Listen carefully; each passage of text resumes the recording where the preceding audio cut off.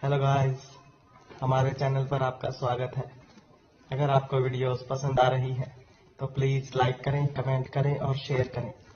अगर आपने चैनल को अभी तक सब्सक्राइब नहीं किया है तो प्लीज़ चैनल को सब्सक्राइब करें।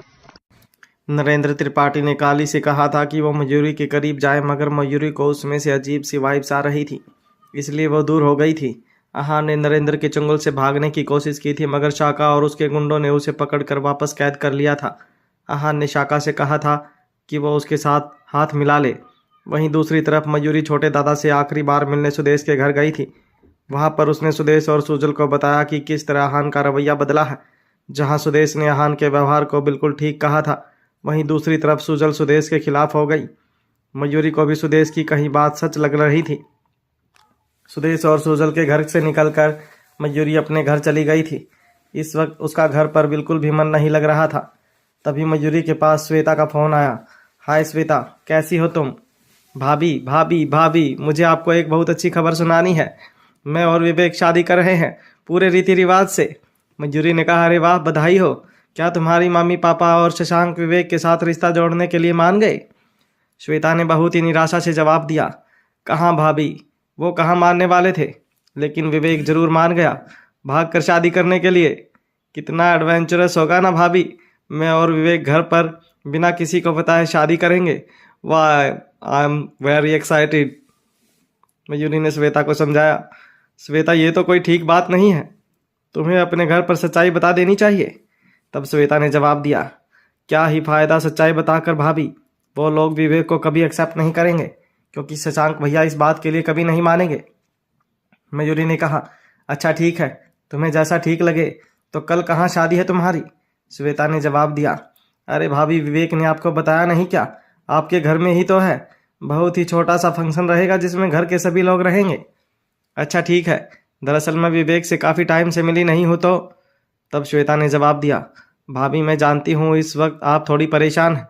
आहान भाई की याददाश्त वापस आ गई है और मुझे पता चला है कि जिसने भी आप पर जानलेवा हमला किया था, आप लोग उनके खिलाफ एक नई लड़ाई लड़ रहे हैं। मैं बस इतना कहना चाहूँगी कि आप जो भी करें सोच समझ कर करें, क्योंकि पहले ही आपके और आहान के भाई के अलग होने से तीनों बच्चों पर इतना बुरा असर पड़ा है। अभी भी कहीं वैसा कुछ ना हो। बच्चे भी बहुत छोटे हैं और उन्हें अपनी मम्मी पापा दोनों की ज़रूरत है। श्वेता की बात सुनकर मयूरी को लगा कि शायद वो ठीक ही कह रही है। उसने फ़ोन रखा और पता करवाया तो रायजादा हाउस में वाकई में श्वेता और विवेक की शादी की तैयारी चल रही थी। मगर मयूरी और आहान तो इस बात पर बिल्कुल ध्यान ही नहीं दे पाए थे। मयूरी ने मन ही मन कहा, श्वेता भी वही बात बोल रही है जो सुदेश कह रहा था। शायद मैं ही कुछ ज़्यादा सोच रही हूँ। शायद मुझे और आहान को वाकई में इस वक्त अपने परिवार पर फोकस करना चाहिए और इस नरेंद्र त्रिपाठी से दूर रहना चाहिए। क्या पता वो कब क्या कर जाए। अभी मयूरी ये सब बातें सोच रही थी कि इतने में ही काली वहां आ गया। जब आहान बने काली ने मयूरी को देखा तो फिर से कहा, हे भगवान, अब फिर से इसकी झिक झिक सुनने को मिलेगी। बप्पा मुझे हिम्मत देना इसको झेलने की। मयूरी धीरे धीरे चलकर काली के पास पहुंची। काली उसे नज़र चुराने के लिए इधर उधर देख रहा था। मयूरी ने झट से आगे बढ़कर काली को गले लगा लिया और बोली, आई एम सॉरी आहान, मैं इतने दिनों से आपको गलत समझ रही थी, लेकिन अब मुझे समझ आ रहा है कि आपने ये सब क्यों किया। मुझे लगता है कहीं ना कहीं आप शायद सही ही थे। काली ने मन ही मन कहा, इसे क्या हो गया है, इसका रवैया अचानक से इतना कैसे बदल गया। तब काली ने बड़ी समझदारी से मयूरी से कहा, कोई बात नहीं मयूरी, तुम्हें देर से ही सही, लेकिन ये तो समझ आया कि मैं जो भी कर रहा था सिर्फ हमारे और हमारे परिवार की भलाई के लिए कर रहा था। हमारे लिए यही अच्छा है कि हम गुंडों और गलत लोगों से दूर रहें। यह कहकर काली भी मयूरी के करीब जाने लगा। वहीं दूसरी तरफ असली आहान इस बात की रिकॉर्डिंग देख रहा था। वो चीखा, मयूरी दूर हटो उससे। हे भगवान, मयूरी तुम क्यों नहीं पहचान रही हो मुझे? वो तुम्हारा आहान नहीं है, तुम्हारा आहान यहाँ है। तुम्हें क्यों नहीं समझ आ रहा? तुम क्यों इस आहान की बातों में आकर अपना फैसला बदल रही हो? मयूरी, क्या तुम्हारी नफरत इतनी कमज़ोर है कि तुम एक अनजान इंसान की बातों में आकर अपना फैसला बदल रही हो? मयूरी, ये सब मत करो, कुछ तो सोचो। तभी एक गुंडे ने आहान का मजाक उड़ाते हुए कहा, कुछ नहीं सोच रही ना तेरी बीवी? देख कैसे तेरे जैसे दिखने वाले आदमी के साथ चिपक कर खड़ी है। तब आहान ने एक बार फिर से नरेंद्र के गुंडों को खरीदने की कोशिश की। देखो, मुझे जाने दो यहाँ से, मैं सच कह रहा हूँ। तुम लोग जितने पैसे बोलोगे मैं तुम्हें दूंगा। तब गुंडे ने आहान को जवाब दिया, पैसे तो तू दे देगा, लेकिन यमराज से कैसे बचाएगा? नरेंद्र त्रिपाठी यमराज है और उसका प्रकोप तो हम तेरी जिंदगी में देख ही रहे हैं। अरे जब तू इतना बड़ा आदमी होकर उसके प्रकोप से नहीं निकल पा रहा तो हम जैसे 2 टके के गुंडे कहाँ से खुद को बचा पाएंगे। भाई हमें हमारी गुंडागर्दी और किडनैपिंग के सहारे ही जीने दे। यहाँ तेरी वजह से हम अपने सर पर मुसीबत मोल नहीं लेंगे। अहान एक बार फिर से अपने हाथ खुलवाने की कोशिश के चक्कर में जदोजहद कर रहा था। तभी गुंडों ने उसे कहा, ज़्यादा हिलडुल मत, तू यहाँ से कहीं नहीं भाग पाएगा। तेरी वजह से कल पहले ही हमको बहुत सुनाया जा चुका है। अब हम वही गलती दोहराएंगे नहीं। ध्यान रखेंगे तेरा कि तू हिले ना। अहान ने अपने मन ही मन भगवान से कहा, कुछ भी करके मुझे यहाँ से निकालो। मुझे मेरी मयूरी के पास जाना है। मुझे उसे उस आदमी के चुंगल से निकलाने के लिए जाना है। प्लीज़ भगवान प्लीज़। वहीं दूसरी तरफ रायजादा हाउस में विवेक और श्वेता की शादी की तैयारी शुरू हो चुकी थी। अचानक से काली ने पूछा, ये सब इतनी हलचलें काहे को मच रही है? क्या हो रहा है? मयूरी ने उसे बताया, कल विवेक और श्वेता शादी कर रहे हैं तो बस उन्हीं की शादी की तैयारी चल रही है। पर ये विवेक और श्वेता तो वैसे भी शादीशुदा है ना, तो दोबारा से? मयूरी ने जवाब दिया, हाँ क्योंकि पहले उनकी कोर्ट मैरिज हुई थी। आप भूल गए क्या? उनकी रीति रिवाज वाली शादी तो अब होने जा रही है। जैसे ही मयूरी ने यह बात कही, काली थोड़ा सा झिझक गया और बोला, नहीं नहीं, मैं क्यों भूलूंगा, मुझे तो याद है अच्छे से कि उन्होंने कोर्ट मैरिज की थी। अच्छा चलो, ढंग से शादी कर रहे हैं। मयूरी के अंदर जाने के बाद एक नौकर अचानक से काली से टकरा गया और उसके हाथ से सामान छूटने वाला था, मगर काली ने उसका सामान पकड़ के कहा, अरे देख कर। Sorry sir sorry. नौकर बहुत ही घबरा गया था, मगर काली ने उसका सामान उठाने में मदद करते हुए कहा, अरे कोई बात नहीं, वैसे तुम अकेले क्यों कर रहे हो ये सब, मैं तुम्हारी मदद करता हूँ। घर का नौकर ये देखकर बहुत अचंभे में पड़ गया कि अचानक से हान उसकी मदद क्यों कर रहा है। उसने कहा, नहीं नहीं हान सर, आप क्यों तकलीफ उठा रहे हैं, मैं सब कर लूँगा।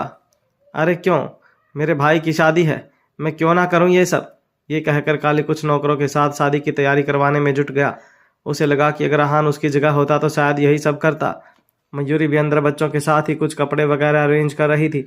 शुभम और अनन्या तभी गार्डन में आए और उन्होंने देखा कि हान नौकरों के साथ बाहर गार्डन में डेकोरेट करवा रहा था। तब शुभम ने हैरानी से कहा, ये हान की याददाश्त वापस आ गई है तो इसका दिमाग खराब हो गया है क्या? जब इवेंट प्लानर्स और नौकर हैं तो ये खुद क्यों नौकरों वाले काम कर रहा है? अनन्या ने हंसते हुए हान का मजाक बनाया और बोली, लगता है याददाश्त जाने से पहले हान कहीं नौकर का ही काम कर रहा होगा, तभी तो देखो कैसे भारी भरकम सामान उठा रहा है। वो दोनों जने अहान को बहुत गौर से घूर रहे थे।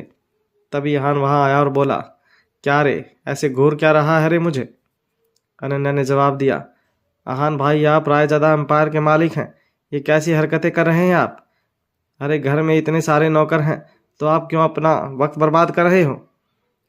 क्यों भाई, भाई की शादी है ना, क्या मैं इतना भी नहीं करवा सकता? काली बहुत कंफ्यूज हो गया था। शुभम ने अहान का मजाक बनाते हुए कहा, भाई तू जो कर रहा है वो रायजादा खानदान की शान के खिलाफ है, इसलिए जरा अपनी हरकतें सुधार ले। सब लोग जब काली को बहुत अजीब तरीके से देखने लगे तो उसे लगा कि वो वाकई में शायद कुछ गलत कर रहा था, इसलिए वो चुपचाप वहां से चला गया। घर के अंदर जाते जाते उसने मन ही मन कहा, बड़े अजीब होते हैं ये अमीर लोग, अपने ही भाई की शादी में काम कर लिया तो ऐसे देख रहे हैं जैसे किसी का खून कर दिया हो, और खून ऐसे करवाते हैं जैसे कोई आम बात हो। खैर मुझे क्या करना। वहीं दूसरी तरफ नरेंद्र त्रिपाठी काली को लगातार फ़ोन कर रहा था, मगर वो फ़ोन ही नहीं उठा रहा था। ये देखकर नरेंद्र बहुत इरिटेट हो गया और उसने शाका से कहा, ये किस जोकर को भेज दिया है तुमने आहान बनाकर, ये गधा फ़ोन ही नहीं उठा रहा। इसके बाद अपने अड्डे पर जैसे ही नरेंद्र की नज़र रायजादा हाउस के सीसीटीवी फुटेज पर पड़ी तो वो गुस्से में बोला, ये यहाँ पर शादी की तैयारी करवा रहा है और काम के वक्त पर मेरा फ़ोन नहीं उठा रहा। कैसे गधे को काम पर लगाया है तुमने वाकई में शाका? शाका ने परेशान होकर कहा, सर उठा लेगा, मैं कुछ करके इस तक मैसेज भिजवाता हूँ। अरे क्या मैसेज भिजवाओगे तुम? देखो तो कैसे गधे की तरह खुश होकर वहाँ पर ऐसे काम करवा रहा है। इसे लग रहा है इसका काम खत्म हो चुका है। अरे इसे तुमने बताया भी है कि इस मेरे खिलाफ सारे सबूत मिटाने हैं ताकि वो मजूरी आगे भी कभी कोशिश ना करे मेरे खिलाफ जाने की। ये वहाँ पर एंजॉय कर रहा है बेवकूफ़, नरेंद्र ने गुस्से से कहा, क्योंकि काली ने उसका फ़ोन नहीं उठाया था। तभी मयूरी का ध्यान गया कि काली का फ़ोन बार बार बज रहा है। उसने मन ही मन कहा, ये अहान कहाँ रह गए, अपना फ़ोन क्यों नहीं उठा रहे? वो आगे बढ़कर काली का फ़ोन उठाने वाली थी, मगर तभी नरेंद्र की नज़र सीसीटीवी पर पड़ गई कि काली का फ़ोन मयूरी उठाने वाली है। तो उसने भागकर जाकर शाका के हाथ पर मारा और फ़ोन नीचे गिरा दिया और बोला, अरे सीसीटीवी में देख तो लिया करो, उनके घर में क्या चल रहा है। हमने राजादा हाउस में सीसीटीवी झक मारने के लिए लगाए हैं क्या? अंधों की तरह उसे फ़ोन कर रहे हो तुम भी। नरेंद्र इस वक्त बहुत ही बेचैन था। वो कुछ भी करके अपने खिलाफ सबूतों को मिटाना चाहता था। वो गुस्से में वहां से चला गया। देखते ही देखते विवेक और श्वेता की शादी का दिन भी आ गया। उनकी शादी का इवेंट बहुत ही प्राइवेट था, क्योंकि वो लोग शशांक की नज़रों से बचकर शादी कर रहे थे। वहीं कल्पना भी प्रॉपर्टी और सबकी बात से परेशान होकर उस घर में हमेशा के लिए कहीं किसी आश्रम में चली गई थी। लाल जोड़े में सजी श्वेता आज बहुत ही खूबसूरत लग रही थी। मंडप में विवेक उसका इंतजार कर रहा था और श्वेता मयूरी के साथ मंडप की ओर जा रही थी। विवेक और काली दूर से श्वेता और मयूरी को वहां आते हुए देख रहे थे। मयूरी ने कहा, विवेक कितना खुश लग रहा है तुम्हें देखकर, वाकई में वो तुमसे बहुत प्यार करता है। तब श्वेता ने जवाब दिया, मैं बहुत खुश नसीब हूँ कि मुझे मेरा प्यार मिल गया और आखिरकार विवेक को मेरे प्यार की कदर हुई। मयूरी ने खुशी से श्वेता को काला टीका लगाया और कहा, मैं भी इस बात से बहुत खुश हूँ। फिर मयूरी ने बहुत प्यार से श्वेता को गले लगाया और बोली, अब भगवान करें तुम्हारे प्यार को किसी की नज़र ना लगे। काली भी बड़ी ही खुशी से शादी अटेंड कर रहा था। उसने मन ही मन कहा, वाह, अमीरों की सिंपल शादी भी कितनी महंगी होती है। यहाँ इतने में तो हमारे चौल की 50 लड़कियों की शादी हो जाए। अभी काली ये सब देख ही रहा था कि इतने में उसके पास फिर नरेंद्र का फ़ोन आया और इस बार काली की नज़र भी अपने फ़ोन पर पड़ गई। उसने फ़ोन देखकर कहा, हे भगवान, इस पागल आदमी के 500 मिस कॉल पड़े हैं, अब तो ये मुझे जिंदा ही नहीं छोड़ेगा।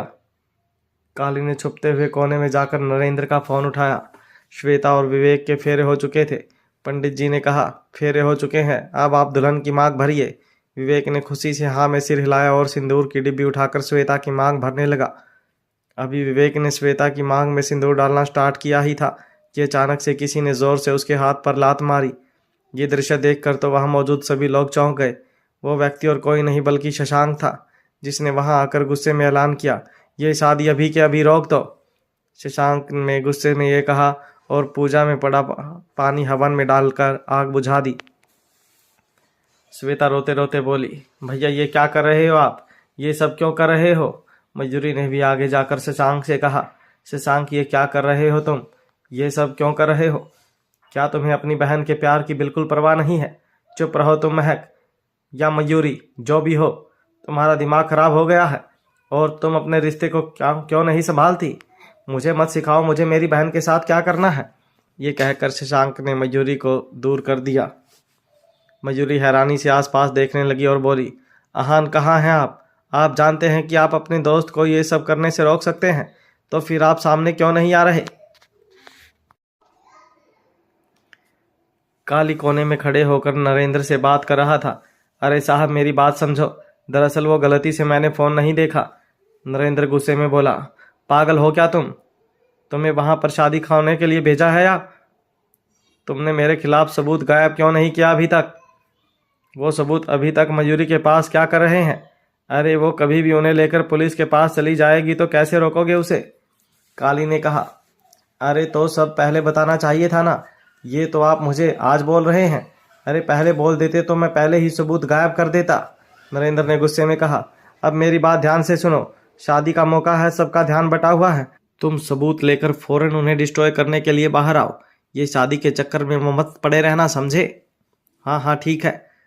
फोन रखने के बाद काली ने बाहर जाकर देखा तो उसे थोड़ी हलचल सुनाई दी। उसने सोचा, लगता है इन अमीरों का फिर से कोई झगड़ा हो रहा है। जब तक सब इसमें बिजी हैं और किसी का ध्यान मुझ पर नहीं जा रहा, मैं जाकर सबूत गायब कर देता हूँ। हाँ यही सही मौका है। एक बार शादी खत्म हो गई तो ये मयूरी फिर मक्खी की तरह मेरे आसपास भिनभिनाने लगेगी और इसे अलग होना मुश्किल हो जाएगा। ये सोचकर काली अपने कमरे की ओर जाने ही लगा था कि अचानक से किसी ने उसका हाथ पकड़ लिया। काली ने हैरानी से देखा तो वहां पर परी खड़ी थी। परी को देखकर वो चौंक गया। उसने कहा, अरे बेटा तुम यहाँ, क्या हुआ, क्या सुना तुमने? परी ने जवाब दिया, पापा पापा वो एक अंकल आकर शादी रोक रहे हैं, आप चलिए ना। काली ने मन ही मन सोचा, अरे यार अब इस चूहिया को मना किया तो फिर ये रो रो के तमाशा कर देगी। पता नहीं एक तो ये मयूरी और इसके बच्चे इतने रोते क्यों हैं। ये हान इनको झेलता कैसे है। काली ने परी को समझाया, बेटा तुम्हारी मम्मी और चाचा है ना, वो लोग देख लेंगे। जाओ तुम भी जाओ, जाकर बच्चों के साथ खेलो। क्यों यहाँ पर अम्मा बनकर पंचायत करने आ गई हो। अभी काली ने इतना कहा ही था कि परी की आंखों में आंसू आ गए। उसकी आंखों में आंसू देखकर काली ने कहा, अरे नहीं नहीं, रो क्यों रही हो। मैंने ऐसा क्या कह दिया तुम्हें। अच्छा तुम चाहती हो ना मैं जाकर तुम्हारी मम्मी को मुसीबत से निकालूं। जाता हूँ, तुम रोना बंद करो। ये कहकर काली मंडप की ओर जाने लगा और मन ही मन अपनी किस्मत को कोसने लगा। पता नहीं कहाँ से ये बेवकूफ़ मेरे पल्ले पड़ गए हैं। जल्दी से यहाँ से काम खत्म करके इन लोगों से इतना दूर चला जाऊंगा और कभी इन गधों की शक्ल नहीं देखूंगा। मंडप की आग बुझाने के बाद सब लोग शशांक पर बहुत नाराज हो गए थे। मयूरी ने गुस्से से कहा, शशांक आप पागल हो गए हैं, ये क्या तरीका है। मैं तुमसे बात नहीं कर रहा, मैं है क्या मयूरी, जो भी तुम हो अपने काम से काम रखो। शशांक ने गुस्से से कहा। इस वक्त उसे महक का भी कोई लिहाज नहीं था, क्योंकि अब उसके सामने असलियत आ चुकी थी कि महक मयूरी है और वही उसकी असली पहचान है। गुस्से में शशांक श्वेता की तरफ बढ़ने लगा, मगर बीच में मयूरी आ गई। उसने शशांक को दूर कर दिया और कहा, यह क्या तरीका है, क्यों तमाशा कर रहे हो। आखिर तुम श्वेता की खुशी क्यों नहीं बर्दाश्त कर पा रहे। शशांक ने गुस्से से जवाब दिया, तुम बीच में मत आओ, चाहे कुछ भी हो जाए मैं ये शादी नहीं होने दूंगा। ये कहकर शशांक ने मयूरी को दूर धक्का दिया। वो गिरने ही वाली थी कि काली वहां आ गया। काली ने मयूरी को गिरने से संभाला और आगे जाकर शशांक का कॉलर पकड़कर बोला, मेरी बीवी पर हाथ उठाता है साले। और ये कहकर काली शशांक को मारने लगा। काली ने गुस्से में शशांक के मुंह पर एक जोर से मुक्का मार दिया। अहान रायजादा, काली ने कहा और उसके ऊपर वार करने के लिए कूद पड़ा। काली ने शशांक को खुद से दूर करने के लिए धक्का दिया और फिर उसके पेट पर लात मार दी। उसे इतनी बुरी तरह वार करते देख सब लोग हैरान रह गए थे। वहीं मयूरी को लग रहा था कि शायद अहान की याददाश्त वापस आने के बाद उसके अंदर के मार्शल आर्ट्स का टैलेंट जिंदा हो गया है, इसलिए वो इतनी बुरी तरह से हाथापाई कर रहा है। शशांक को मार मार के काली ने जमीन पर लेटा दिया और फिर अचानक से उसने अपनी जेब से चाकू निकाल लिया। वो चाकू देखकर तो सब लोग दंग ही रह गए। मयूरी कूद कर काली के पास गई और उसका हाथ पकड़कर बोली, अहान ये क्या कर रहे हैं आप चाकू क्यों निकाल रहे हैं, आपका दिमाग खराब हो गया है क्या। तो काली को भी एहसास हुआ कि शायद वो अपनी हद से बाहर चला गया है। मयूरी ने काली के हाथ में चाकू देखा तो बहुत दंग रह गई। उसने कहा, ये क्या कर रहे थे आप अहान, शशांक आपके दोस्त हैं। अरे इस मुसीबत में आपको उन्हें ये बात समझानी चाहिए थी, आप उन पर हमला क्यों कर रहे हैं। अहान का ये रूप देखकर तो वाकई में वहां पर सब लोग दंग रह गए थे और ये देखकर कि उसने अपनी जेब में चाकू रखा था तो वो सब लोग हैरान ही थे कि हान को आखिर हो क्या गया था। शशांक ने जमीन से उठकर अपने मुंह से खून पोंछा और श्वेता से कहा, देखा तुमने, देख लिया कैसे पागल खानदान में शादी कर रही हो, तुम्हारा दिमाग खराब है, ऐसे ही मुंह उठाकर किसी भी लड़के से शादी कर लोगी। ना परिवार को बताया ना माँ बाप को, और यहाँ फेरे ले रही हो, शर्म नहीं आती तुम्हें। तुम्हारी भलाई इसी में है कि तुम चुपचाप मेरे साथ घर चलो, मैं इस बारे में किसी को नहीं बताऊंगा। श्वेता ने अचानक से शशांक से कहा, भैया मैं आपके साथ घर नहीं जा सकती, मुझे विवेक से शादी करनी ही होगी क्योंकि मैं विवेक के बच्चे की माँ बनने वाली हूँ। श्वेता, ये कहकर शशांक गुस्से में श्वेता की तरफ बढ़ा तो विवेक बीच में आ गया और बोला, आप मेरे होने वाले बच्चों की माँ से जरा तमीज से पेश आइए। शशांक ने विवेक का कॉलर पकड़ा और उसे कहा, तू मुझे तमीज सिखाएगा, तू यहाँ मंडप में खड़े होकर बदतमीजी कर रहा है, मेरी बहन को भगाकर शादी कर रहा है और मुझे तमीज सिखाएगा। शशांक ने विवेक को अपने सामने से हटाया और श्वेता से कहा, तुम घर चलो, तुम प्रेग्नेंट हो ना, कोई बात नहीं, मैं तुम्हारे बच्चे को अपना बच्चा समझकर पालूंगा और कोई ढंग का आदमी देखकर तुम्हारी शादी कर दूंगा, लेकिन सिर्फ इस बच्चे के लिए तुम्हें इस विवेक रायजादा से शादी करके अपनी जिंदगी बर्बाद करने की जरूरत नहीं है।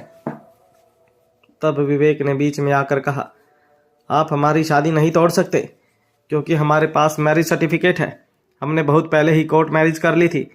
ये कहकर विवेक ने अपना मैरिज सर्टिफिकेट शशांक को दिखाया, मगर शशांक कहाँ इतनी आसानी से मानने वाला था। उसने वो मैरिज सर्टिफिकेट दूर फेंक दिया और फिर से श्वेता का हाथ पकड़कर कहा, श्वेता मेरी बहन, मेरी बात मान, मेरे साथ घर चल। यह आदमी जिसकी इतनी तक हिम्मत नहीं हुई कि घर आकर तेरे माँ बाप से हाथ मांग सके, तू उसके भरोसे कैसे अपना सब कुछ छोड़ सकती है। भूल जा इसको, घर चल मेरे साथ, कोई ढंग का लड़का देखकर तेरी शादी कर देंगे और जहाँ तक रही तेरे बच्चे की बात, मैं उसे कभी कोई कमी नहीं होने दूंगा, मैं अपना लूंगा उसे। ये कहकर शशांक श्वेता को वहां से ले जाने ही लगा। आहान ने मयूरी से कहा, अरे अब तो मुझे मेरे भाई का साथ देने दो। ये कहकर वो फिर से शशांक की तरफ बढ़ ही रहा था, मगर तभी अचानक से विवेक उन दोनों के सामने घुटने पर बैठ गया। किसी ने नहीं सोचा था कि श्वेता को रोकने के लिए विवेक शशांक के सामने अपने घुटने टेक देगा।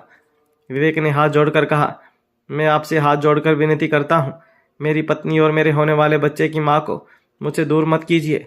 मैं इसे बहुत प्यार करता हूँ और अपनी गलती भी मानता हूँ। अगली बार इसे शादी करने के लिए मैं इसके पेरेंट्स की परमिशन जरूर लूँगा, लेकिन प्लीज़ इसे मुझसे दूर मत कीजिए। विवेक ने जैसे ही ये कहा, वहाँ मौजूद सभी लोग ज़ोर ज़ोर से तालियां बजाने लगे और शशांक को विवेक और श्वेता की शादी को मंजूरी देने के लिए कहने लगे। आखिरकार शशांक ने हंसते हुए शादी को मंजूरी दे दी। इतना प्यार करता है मेरी बहन से। जब विवेक और श्वेता की शादी की रस्में पूरी हो रही थी, उन्हें देखकर मयूरी भी बहुत इमोशनल हो गई। आखिरकार शशांक और श्वेता की शादी फिर से होने लगी। मयूरी इस बात से बहुत खुश थी। तभी काली ने मन ही मन सोचा, जैसे ही ये लोग फेरों में बिजी हो जाएं, तब जाकर के झट से सबूत चुरा लूंगा। मौका देखते ही काली मंडप से निकलकर कमरे में चला गया। उसने पहले ही उस रात को लॉकर का पासवर्ड बदल दिया था।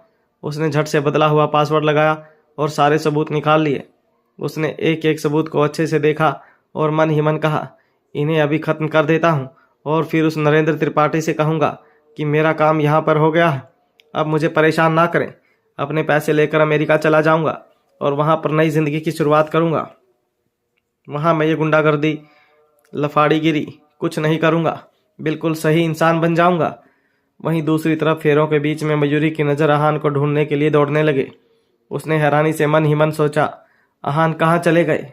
मयूरी आहान को ढूंढने के लिए मंडप में से जा ही रही थी कि तभी पंडित जी ने कुछ रस्म करने के लिए उसे बुला लिया। पंडित जी ने कहा, तुम्हारे पति कहाँ हैं, लड़के के भाई। मयूरी ने जवाब दिया, जी वो यहीं कहीं होंगे, अभी किसी काम से गए हैं, मैं उन्हें ढूंढ कर ले आती हूँ। पंडित ने कहा, कोई बात नहीं, इस रस्म में सिर्फ भाभी का ही काम है, तुम यहीं रुको।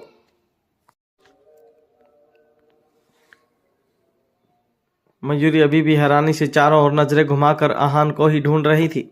वहीं दूसरी तरफ आहान ने नरेंद्र को फ़ोन किया, जी मुझे वो सारी फाइल्स मिल गई हैं जो आहान और मयूरी के पास थी, बताइए इनका क्या करूं। नरेंद्र ने जवाब दिया, शाबाश, बहुत बढ़िया। अब एक काम करो, उन सारी फाइल्स को लेकर के मेरे पास आ जाओ, उसका जो करना होगा मैं करूँगा। और हाँ, वहाँ पर कोई CCTV का टेप भी होगा, वो भी ले आना। काली ने लॉकर को गौर से छटना शुरू किया और बोला, CCTV का कोई टेप तो नहीं है, लेकिन हाँ नोटों की गड्डियाँ ज़रूर हैं। क्या मैं वो ले आऊँ? तुम्हें जितने नोट चाहिए मैं तुम्हें दे दूँगा। अभी फालतू की चीज़ों पर ध्यान मत दो, बड़ा सोचो बड़ा। अच्छा एक बात बताओ, आहान और मयूरी के लॉकर में और क्या क्या है? अचानक से नरेंद्र का दिमाग किसी और ही दिशा में घूम गया था। तब काली ने गौर से सारी फाइल्स देखी और उसे राजदा की प्रॉपर्टी की फाइल मिल गई। काली नरेंद्र को बताने ही वाला था, मगर फिर बताने से रुक गया। उसने मन ही मन कहा, अरे क्या कर रहा है काली, अगर ये भी इसे दे देगा तो ये अरबों खरबों की जायदाद अपने नाम करके तुझे 1 करोड़ में सल्टा देगा। बड़ा सोच बड़ा, तू सब जगह का मालिक भी बन सकता है। ये जायदाद के कागजात अभी नरेंद्र को मत बता। उसने कहा, अरे साहब, अपन को कहाँ इतना पढ़ना लिखना आता है, अपन को तो बस तुम्हारे ये पुलिस का कुछ रिपोर्ट्स मिली हैं, वो भी अपने को इसलिए पता है क्योंकि अपन के खिलाफ बहुत सारी रिपोर्ट्स दर्ज हुई हैं, तो अपन ने साइन किया है उन पर। अभी तुम बोलो तो ये देहरादून वाली रिपोर्ट्स ले आता हूँ। नरेंद्र ने कहा, अच्छा ठीक है, जो मिला है वो ले आओ और ध्यान से आना, किसी को शक ना हो। पापा पापा आप यहाँ क्या कर रहे हैं? इतने में ही वियान और व्योम कमरे में आ गए। नरेंद्र का फोन रखने के बाद काली ने गौर से उन दोनों को देखा और मन ही मन कहा, ये अंडर पंटर को अभी यहाँ आना था। कोई मुझे यहाँ पर चैन से नहीं जीने देता। मन तो करता है इन दोनों मच्छरों को एक हाथ में मार दूं। काली ने फिर से बनावटी अंदाज में कहा, अरे बच्चों क्या हुआ? वियान ने कहा, पापा मम्मी आपको ढूंढ रही है, वो आपको नीचे बुला रही है, आप यहाँ क्या कर रहे हैं? तब काली ने जवाब दिया, कुछ नहीं बेटा, दरअसल थोड़ा काम था तो यहाँ आ गया था। अभी तुम लोग जाओ नीचे, मम्मी को बोलो कि पापा काम करके शादी में आ रहे हैं। ठीक है पापा। दोनों बच्चे वहाँ से भाग गए। काली ने भगवान का शुक्रिया अदा किया और नरेंद्र के खिलाफ सबूत लेकर वहाँ से निकलने लगा। शादी में फेरे और बाकी सारी रस्में खत्म हो जाने के बाद आखिरकार मयूरी ने सोचा, आहान कला कहाँ चले गए हैं? कितनी देर से मैं उन्हें ढूंढ रही हूँ। मयूरी अहान को ढूंढते हुए वहां से जाने लगी तो वियान और व्योम दिख गए। उसने पूछा, अरे बेटा तुम्हारे पापा कहाँ हैं?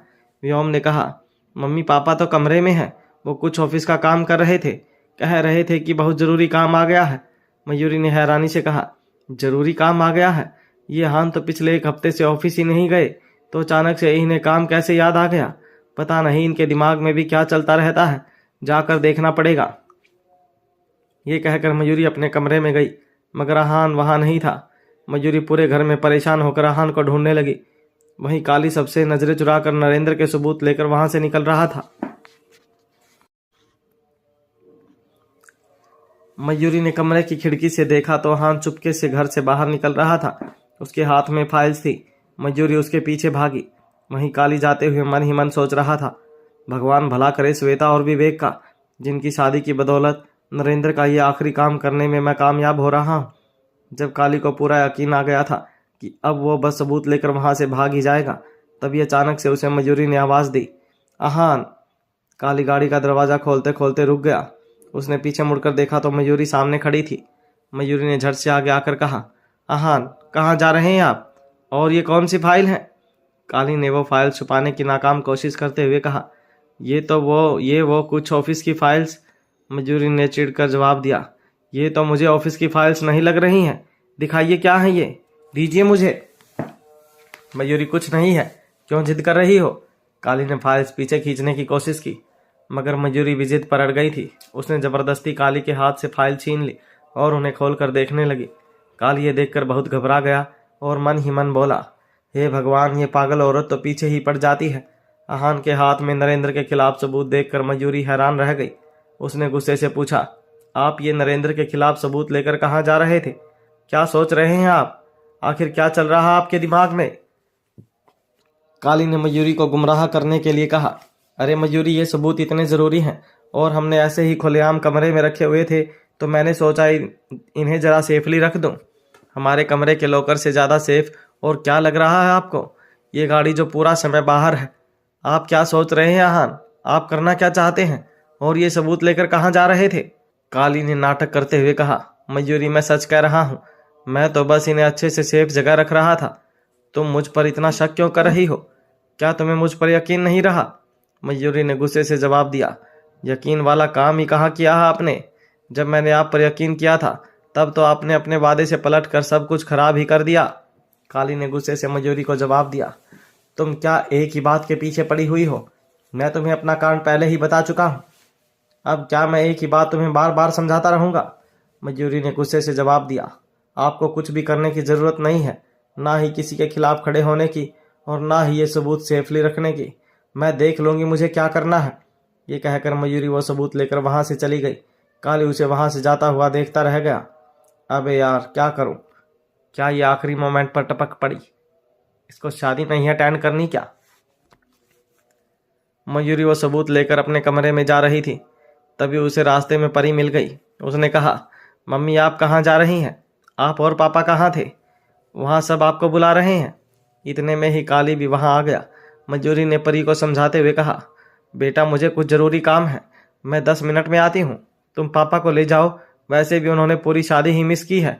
परी ने कहा, हाँ पापा आप चलिए मेरे साथ, मम्मी अपने काम अपने आप आ जाएगी। ना चाहते हुए भी काली को परी के साथ जाना पड़ा।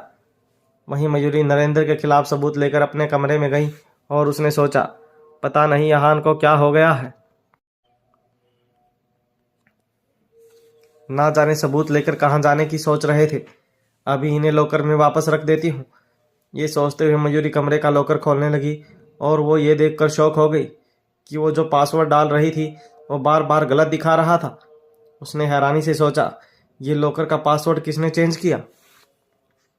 उसने 2-3 बार पासवर्ड डालने की कोशिश की, मगर पासवर्ड लगा ही नहीं।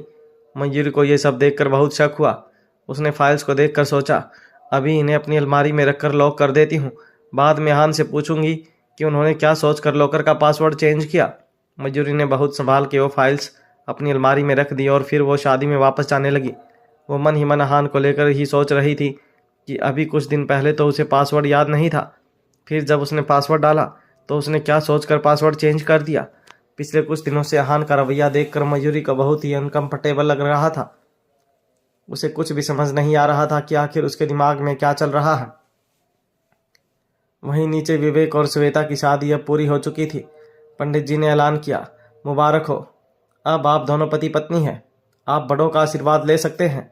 विवेक ने खुशी से हाँ में सिर हिलाया और फिर वो दोनों उठकर बारी बारी से सभी बड़ों का आशीर्वाद लेने लगे।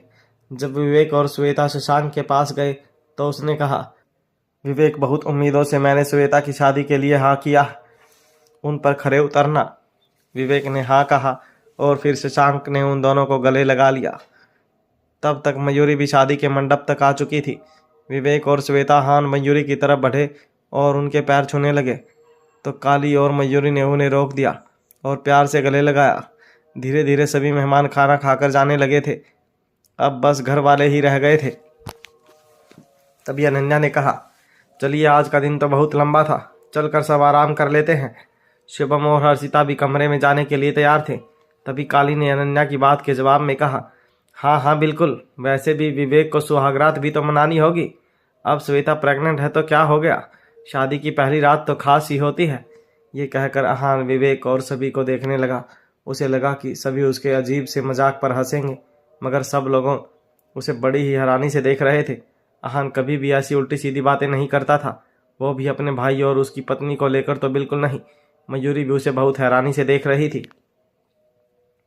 शुभम ने अहान का मजाक उड़ाते हुए कहा, विवेक की शादी की खुशी में लगता है तुमने ज़्यादा भी पी ली है भैया, चलो सब आराम करने चाहते हैं। काली को तो समझ ही नहीं आ रहा था कि उसने ऐसा क्या गलत कह दिया था कि सब उसे ऐसे घूर रहे थे, पर उसने इस बात पर ज़्यादा ध्यान नहीं दिया और वो भी अपने कमरे में चला गया। बच्चों को सुलाने के बाद मयूरी जब कमरे में गई तो उसने देखा कि यहान वहाँ नहीं था। वो उसे ढूंढने लगी। अब यहान कहाँ चले गए हैं। दूसरी तरफ बालकनी में काली नरेंद्र से फ़ोन पर डांट सुन रहा था। नरेंद्र ने गुस्से से कहा, एक आसान सा काम दिया था तुम्हें, तुमसे वो भी नहीं हो सका। काली ने बहुत ही निराशा से जवाब दिया, अरे साहब मैं क्या करूं, मैं तो आपका काम करने में बस सफल हो ही गया था, पता नहीं वो नक चढ़ी वहाँ कहाँ से आ गई।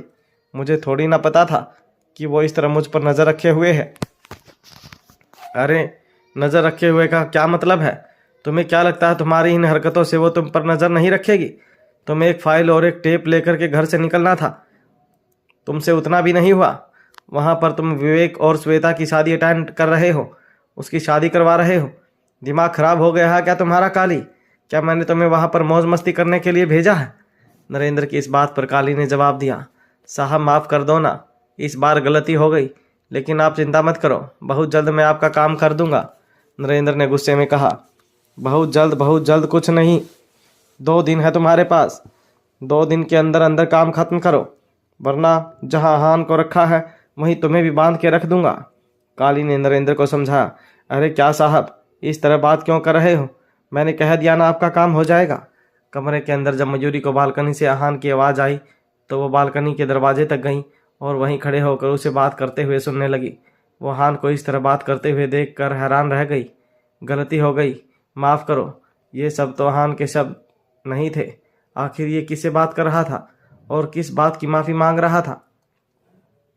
काली के फ़ोन रखते ही उसने निराशा में अपना सिर हिलाया और जैसे ही वो पीछे मुड़ा उसकी आंखों के सामने मयूरी खड़ी थी। मयूरी को वहाँ देखकर वो घबरा गया। उसने कहा, तुम क्या मुझ पर नज़र रख रही हो? इस तरह छुपकर दबे पाँव मेरी बातें सुन रही थी। मयूरी ने गुस्से में उसे पूछा, किससे बात कर रहे थे आप और कौन से काम की बात कर रहे थे? क्या चल रहा है आपके दिमाग में हान? इस वक्त काली मयूरी से नज़र भी नहीं मिला पा रहा था। उसने नज़रें चुराते हुए कहा, क्या चल रहा है मतलब? मैं किसी से भी बात करूं? क्या तुम्हें सब कुछ बताना ज़रूरी है?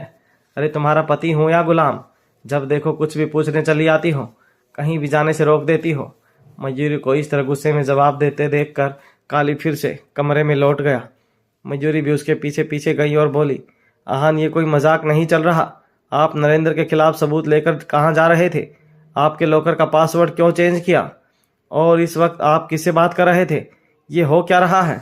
काली ने बहुत ही गुस्से में उससे कहा, नरेंद्र के खिलाफ सबूत लेकर मैं कहाँ जा रहा था ये मैं तुम्हें पहले ही बता चुका हूँ। सेफ रख रहा था उन्हें ताकि कोई चुरा ना ले, और नरेंद्र को जब ये पता लगेगा कि वो सबूत हमारे घर में है तो हमारे बच्चे और हमारी ज़िंदगी खतरे में पड़ जाएगी, इसलिए हटा रहा था उन्हें। और हाँ, लॉकर का पासवर्ड मैंने इसलिए चेंज किया क्योंकि मुझे पहले वाला पासवर्ड सेट किए हुए बहुत वक्त हो गया था। अब क्या मैं हर चीज़ के लिए तुम्हें सफाई देता फिरूं? काली की बात सुनकर मयूरी ने मन ही मन कहा, ये क्या बकवास कर रहे हैं हान? इनकी याददाश्त आने के बाद ही तो लॉकर का पासवर्ड हमने दोबारा से चेंज किया था। उस बात को तो अभी 1 महीना भी नहीं हुआ था। तो ये क्या कह रहे हैं, बहुत दिन हो गए। अब तक काली जाकर सोने का नाटक करने लगा था। उसके अंदर बिल्कुल क्षमता ही नहीं थी कि वो मयूरी से बहस कर सके। ऊपर से नरेंद्र ने उसे 2 दिन के अंदर अंदर सबूत लाने की धमकी भी दे दी थी। वहीं पूरी रात मयूरी करवटें बदलते हुए बस आहान के बदले हुए स्वभाव के बारे में ही सोचती रही। नरेंद्र के खिलाफ गवाही न देने से लेकर के उसके खिलाफ सबूत छुपाने की कोशिश करने तक आहान पूरे तरीके से बदल गया था। उसके बात करने का लहजा, परिवार से बर्ताव करने का ढंग, सब कुछ अलग था। वो बच्चों से बदतमीजी कर रहा था, बच्चों के आगे दूसरे लोगों से बदतमीजी कर रहा था। ये तो वो आहान रायजादा नहीं था। मयूरी यही सब बातें सोच रही थी और अपने पास सोए हुए आहान को गौर से देख रही थी। उसने उसी वक्त अपना फोन उठाया और सूजल को मैसेज किया, कुछ तो गड़बड़ है, something is wrong with Aahan. Sujal ने रिप्लाई लिखा, क्या हुआ? तब मयूरी ने बताया, उनका बिहेवियर पूरा बदल चुका है, मुझे कुछ गड़बड़ लग रही है। ऐसा लग रहा है जैसे नरेंद्र उन्हें किसी चीज़ के लिए धमका रहा है। तब सूजल ने उसे आहान से बात करने को कहा। सूजल से बात करके मयूरी सो गई। अगले दिन मयूरी जब सुबह उठी तो उसने देखा आहान अभी तक सो ही रहा है। इतने वक्त से उसने ऑफिस जाने का तो नाम ही छोड़ दिया था। वो बड़बड़ाई, पता नहीं क्या हुआ है इन्हें। तब सूजल ने उसे आहान से बात करने को कहा। सूजल से बात करके मयूरी सो गई। अगले दिन मयूरी जब सुबह उठी तो उसने देखा आहान अभी तक सो ही रहा है। इतने वक्त से उसने ऑफिस जाने का तो नाम ही छोड़ दिया था। वो बड़बड़ाई, पता नहीं क्या हुआ है इन्हें। मयूरी ने आहान को नींद से जगाते हुए कहा, आहान उठिए, क्या आप आज भी ऑफिस नहीं जाएंगे? काली को इस वक्त नींद से जागने का बिल्कुल मन नहीं था। उसने मयूरी से कहा, अरे मेरी माँ मत बन यार, जा तेरा काम कर। तुझे ऑफिस जाना है ऑफिस जा, जिम जाना है जिम जा, मैं तुझे ज्ञान देता हूँ क्या जो मेरे पीछे पड़ी रहती है। मयूरी देख रही थी कि किस तरह इरिटेशन में आहान की भाषा भी बदल गई थी। उसने बहुत ही प्यार से आहान को नींद से जगाया। आहान क्या हुआ है आपको? आप क्यों ऑफिस नहीं जाना चाहते हैं? क्या आपको डर है कि आपकी गैर मौजूदगी में कोई हमें नुकसान ना पहुंचाए? आप चिंता मत कीजिए, बच्चों के साथ गार्ड्स भेज दिए हैं और मैं आपके साथ ऑफिस चलती हूँ। बस तब तो आपको तसल्ली रहेगी ना कि हम लोग सेफ हैं। लेकिन प्लीज़ इस तरह ऑफिस जाना मत छोड़िए। काली आखिरकार इरिटेट होकर बैठ गया। उसने मयूरी से पूछा, क्या है, क्या चाहिए? मयूरी ने रोते हुए काली का हाथ पकड़ा और बोली, आहान आपको क्या हो गया है? आप क्यों बदल गए हैं? आपका बिहेवियर इतना क्यों अलग हो गया है? क्या आपको किसी चीज़ का डर है? क्या आपको नरेंद्र किसी बात की धमकी दे रहा है? आपका रवैया इतना क्यों चेंज हो गया है? आप बताइए मुझे। आपको डरने की ज़रूरत नहीं है। आप आहान रायजादा हैं। आप किसके दबाव में आकर इस तरह बदल गए हैं? तब काली ने मयूरी से कहा, किसी के दबाव में आकर मैं कुछ नहीं कर रहा, बस मैं तुमसे इरिटेट हो चुका हूँ। तुम दिन भर मेरे पीछे घूमती रहती हो। तुम तुम्हारा काम क्यों नहीं करती? अरे माना हम पति पत्नी है, लेकिन इसका मतलब ये तो नहीं कि दिन भर एक दूसरे में घुसे रहें। अब हटो और जाकर अपना काम करो। आहान का रवैया देखकर अब मयूरी को ये शक हो रहा था कि शायद कोई उसे धमका रहा है, शायद कोई उसे जानबूझकर ऐसा बर्ताव करने के लिए कह रहा है ताकि उन दोनों के बीच दूरियां बढ़ें। मयूरी ने मन ही मन कहा, आहान मैं आपसे सच जान के रहूंगी। जिसे भी लगता है कि आपको ऐसा बर्ताव करने पर मजबूर करके वो मेरे मन में आपके खिलाफ नफरत भर देगा, उसकी गलतफहमी मैं दूर करके रहूंगी।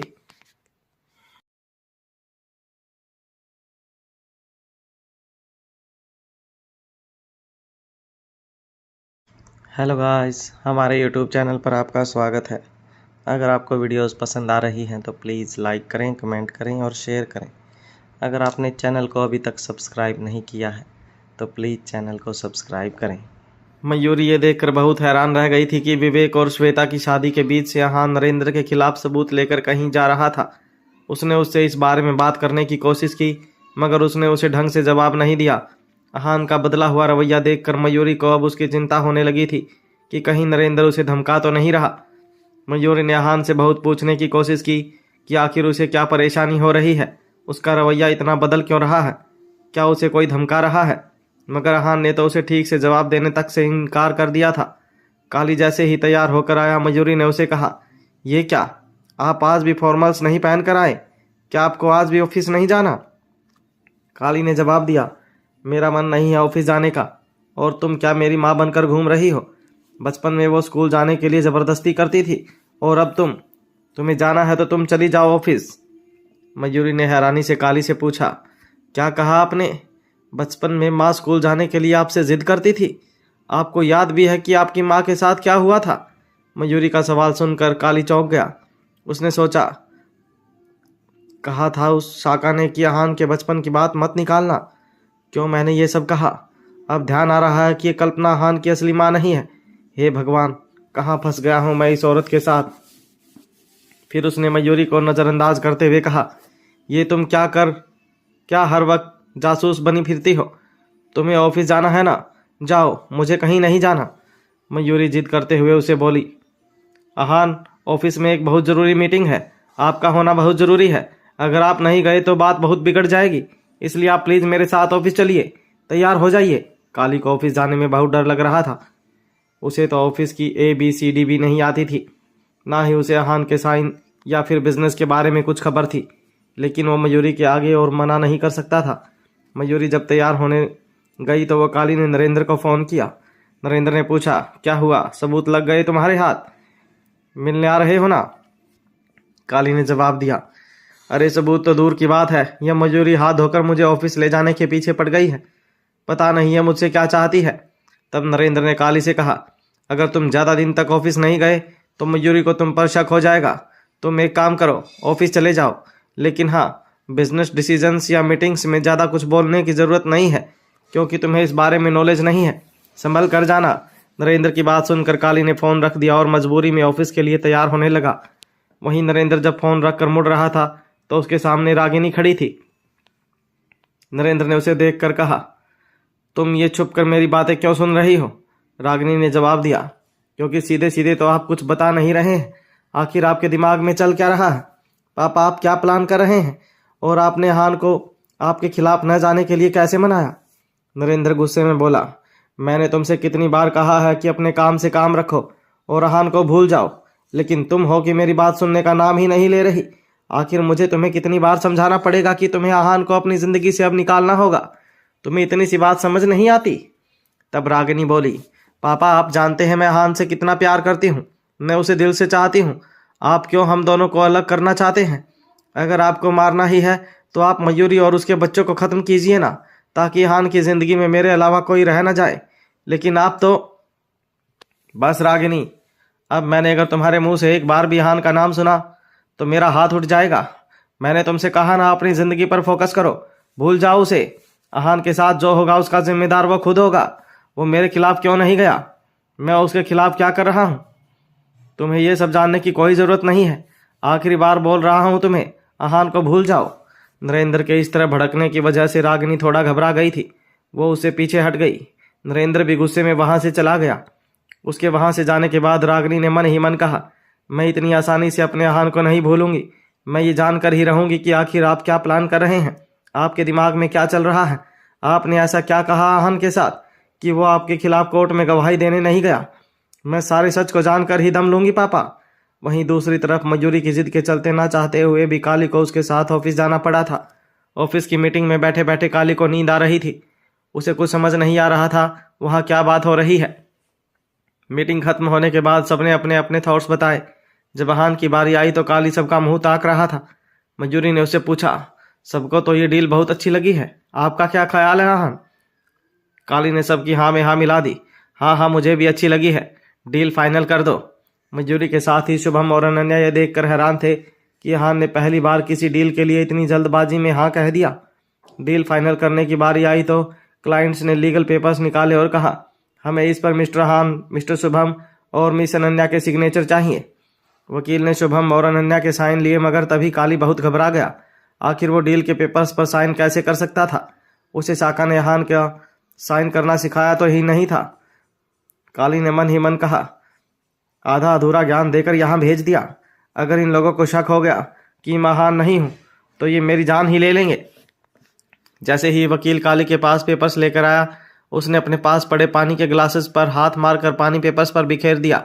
Oh shit, I am sorry, गलती से मेरा हाथ लग गया, काली ने बड़े ही बनावटी लहजे में कहा।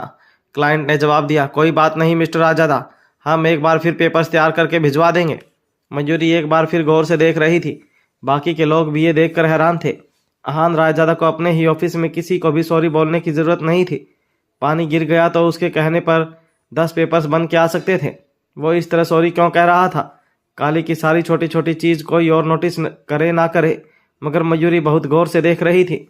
अपनी बात कहकर काली मीटिंग रूम से निकलकर अहान के कैबिन में चला गया। मयूरी भी उसके पीछे पीछे गई। काली ने कैबिन में जाते ही सबसे पहले शाखा को फोन किया।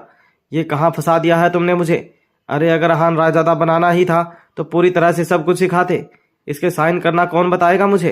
तुम्हारे इस आधे अधूरे ज्ञान की वजह से अभी फंसते फंसते बचा हूं मैं। शाखा ने काली को समझाया। चिंता मत करो, आज मैनेज कर लो, शाम को मुझसे मिलने आना, तब मैं तुम्हें बाकी का सब कुछ सिखा दूंगा। काली ने घबराते हुए उससे कहा।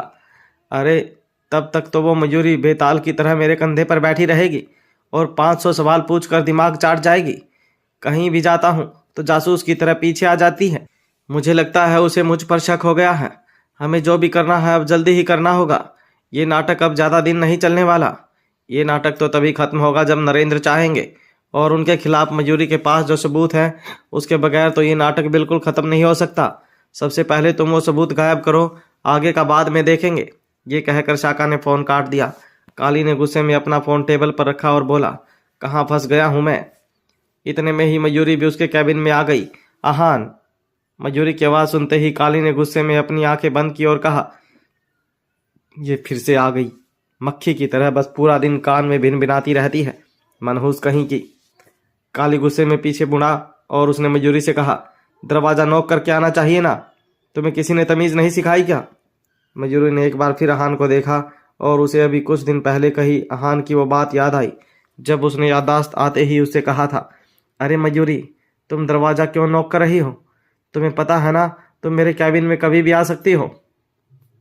आहान की वो बात सोचते हुए मयूरी अपने ही ख्यालों में खो गई थी। तभी काली ने उससे कहा, अरे बोलो भी, अब क्यों आई हो, या सिर्फ खड़े खड़े मुझे घूरती ही रहोगी? मयूरी ने एक बार फिर काली से कहा, आहान आपको क्या हो गया है? आपका व्यवहार इतना बदला हुआ क्यों लग रहा है? बताइए ना, क्या नरेंद्र आपको कोई धमकी दे रहा है? क्या उसने आपको मुझसे ऐसे बर्ताव करने के लिए कहा है? देखिए आहान, अगर कोई भी मुसीबत है तो उसका सामना हम दोनों मिलकर कर सकते हैं। आपको अकेले सब कुछ सहने की। अरे सह तो मैं तुम्हें रहा हूँ। मयूरी से इरिटेट होकर काली गुस्से में चिल्लाने लगा, दिन भर मेरे आसपास घूमती रहती हो। तुम्हारे 3 बच्चे हैं, कभी बच्चों पर भी ध्यान दे लिया करो, खुद के काम पर ध्यान दे लिया करो। हर वक्त क्यों मेरे आसपास रहती हो? मैं तंग आ चुका हूँ यार तुमसे, मुझे थोड़ा स्पेस चाहिए। मयूरी हैरान होकर बोली, आहान ये क्या हो गया आपको? आप तो कभी भी मुझसे ऐसे स्पेस नहीं मांगते। क्या ये सब करने के लिए नरेंद्र आपको धमका रहा है? बताइए ना आहान, आप क्या छुपा रहे हैं? अब काली ने हाथ जोड़कर कहा, तुम प्लीज मुझे अकेले छोड़ दो, निकलो यार यहाँ से। वहीं नरेंद्र के घर में शाखा ने नरेंद्र को फोन करके बताया था कि किस तरह काली ऑफिस में साइन करते वक्त फंस चुका है। नरेंद्र ने शाखा से कहा, हमें उसकी बाकी की ट्रेनिंग भी जल्द से जल्द खत्म करनी होगी, और लंबे समय तक अगर उसे हान बनाकर रखना है तो उसे हान के बारे में सब कुछ सिखाना पड़ेगा। वैसे भी मैंने देखा है उसके बात करने के लहजे में काफ़ी फर्क आ जाता है। हमें इन सब चीज़ों का ध्यान रखना होगा। शाखा ने जवाब दिया, जी सर, आप चिंता मत कीजिए। मैंने काली से शाम को मुझे आकर मिलने के लिए कहा है। मैं उसे बाकी सब शाम को एक बार अच्छे से समझा दूंगा। नरेंद्र को नहीं पता था कि रागिनी चुपके से उसकी बातें सुन रही थी। शाखा का फोन रखने के बाद नरेंद्र गाड़ी की चाबी उठाकर घर के बाहर निकल गया। ये देख रागिनी ने कहा, जरूर आप कुछ तो ऐसा कर रहे हैं जो बहुत ही बड़ा है, और मैं ये सच जानकर ही रहूंगी पापा। मैं जानकर रहूंगी कि आखिर आप मेरे हान के खिलाफ क्या साजिश रच रहे हैं, क्योंकि ये तो साबित हो ही चुका है कि हान और आपकी लड़ाई में आप ही उस पर भारी पड़े हैं। आप दोनों की लड़ाई में आप जीते, मैं हमेशा यही चाहूँगी, लेकिन हान को कोई नुकसान पहुँचे ये मैं कभी नहीं होने दूंगी। ये सब सोचते हुए रागिनी ने नरेंद्र का पीछा करने का फैसला लिया। ऑफिस में हान के कैबिन में मयूरी जिद करके वहीं बैठी थी। काली उससे बस इरिटेट हो रहा था और मयूरी अपने काम में बिजी थी। मयूरी देख रही थी कि हान बिल्कुल काम नहीं कर रहा है। उसने मन ही मन कहा, मैं जानती हूँ कि कुछ तो ऐसा है जो आप मुझसे छुपा रहे हैं। आहान, कितना परेशान लग रहे हैं आप, पर मैं भी मिसेस मयूरी आहान रायजादा हूँ। मैं सच्चाई जानकर ही रहूंगी। कुछ देर बाद मयूरी ने उसे कहा, आहान, आपके लॉकर में एक बहुत ही इंपॉर्टेंट फाइल है, क्या मुझे वो निकाल कर देंगे? एक बार फिर से लॉकर देखकर काली ने अपना सर फोड़ लिया। उसने मन ही मन कहा, हे भगवान, क्यों आ गया हूँ मैं यहाँ पर? फिर से इसे इस लॉकर का पासवर्ड पूछना पड़ेगा। पिछली बार तो बहाना बना दिया था, अब क्या बहाना बनाऊंगा? कुछ सोचकर काली ने जवाब दिया, मयूरी, तुम खुद ही ले लो ना। मयूरी ने हैरानी से कहा, अरे हान, ये कैसी बातें कर रहे हैं? ये लॉकर तो आपकी थंबप्रिंट से खुलता है, मैं कैसे खोल सकती हूँ? प्लीज़ फाइल निकाल कर दीजिए ना। मयूरी उसका हाथ पकड़कर उसे लॉकर की तरफ ले गई। उसकी बातों से हार कर आखिरकार काली ने अपना अंगूठा लॉकर पर लगाया, मगर वो नहीं खुला। तब काली ने अंगूठा पीछे करके बोला, ओहो, मैं कैसे भूल गया, इसकी मेंटेनेंस होना बाकी है। तुम तब तक कुछ और कर लो, जब ये ठीक हो जाएगा तो फाइल ले लेना। अब तुम काम करो, मैं निकलता हूँ। आखिरकार काली ने मयूरी से पीछा छुड़ाया और वो जल्दबाजी में ऑफिस से निकला। काली के वहां से जाने के बाद मयूरी ने मन ही मन कहा, आखिर ये सब चल क्या रहा है? आहान के थंबप्रिंट से लॉकर क्यों नहीं खुला? वो ऐसी बातें क्यों कर रहे हैं? नरेंद्र ने क्या किया है इनके साथ? ये सब सोचते हुए मयूरी बहुत घबरा गई। उसने झट से सुजल और सुदेश को फ़ोन करके मिलने के लिए बुलाया। कैफे में मयूरी ने सुजल और सुदेश को ये सारी बातें बताई तो वो दोनों भी बहुत हैरान थे। सुदेश ने मयूरी को समझाते हुए कहा, मयूरी, तुम सही कह रही हो, आहान उसके बिहेवियर से बहुत परेशान लग रहा है। सुजल ने मयूरी की बात के जवाब में कहा, अगर आहान के थंबप्रिंट से लॉकर नहीं खुला तो कहीं ऐसा तो नहीं कि ये आदमी आहान हो ही ना? सुदेश ने कहा, कैसी बातें कर रही हो सुजल? नरेंद्र त्रिपाठी पूरे के पूरे आदमी को कैसे बदल देगा? हाँ, वो उसे मजबूर जरूर कर सकता है। सुजल ने कहा, पूरे के पूरे आदमी को बदल देने का तजुर्बा है नरेंद्र के पास। याद नहीं वो कैसे खुद की पहचान बदल कर रह रहा था? और एक बात याद रखना, जितना नामुमकिन किसी इंसान की पहचान बदलना है, उतना ही नामुमकिन आहान जैसे ताकतवर आदमी को किसी भी बात के लिए मजबूर कर देना है। तब मयूरी ने कहा, सच्चाई का पता तो सिर्फ आहान या नरेंद्र ही बता सकते हैं, और जिस तरह आहान बर्ताव कर रहे हैं मुझे यकीन है कि वो इतनी आसानी से कुछ नहीं कहेंगे। और नरेंद्र हमें कुछ क्यों बताएगा? किसी से कुछ भी पूछने की जरूरत नहीं है मयूरी, हम खुद पता कर लेंगे कि आखिर सच्चाई क्या है। मयूरी को उसकी बात कुछ समझ नहीं आई। वहीं सुदेश उसे घूर कर देख रहा था। तभी सुजल ने आगे कहा, हमें आहान का डीएनए टेस्ट करना होगा। ये सुनकर मयूरी और सुदेश दोनों हैरान रह गए। मयूरी कुछ कहती उससे पहले ही सुदेश ने कहा, लेकिन अगर आहान को पता चल गया कि हमने उसका डीएनए टेस्ट कराया है तो वो बहुत नाराज हो जाएगा सुजल। पर मयूरी अब तक अपना मन बना चुकी थी। उसे अपना शक दूर करने का ये सही तरीका लगा। वो सुजल का सुझाव मान गई। उसने सुदेश की बात के जवाब में कहा, उन्हें पता चलेगा तब ना। ये कहने के बाद वो रायजादा हाउस चली गई। वहां जाने के बाद वो सीधा अपने कमरे में गई और उसने आहान के कॉम से डीएनए सैंपल के लिए बाल लिया। फिर उसने बच्चों के कमरे से उनके डीएनए सैंपल के लिए बाल लिए।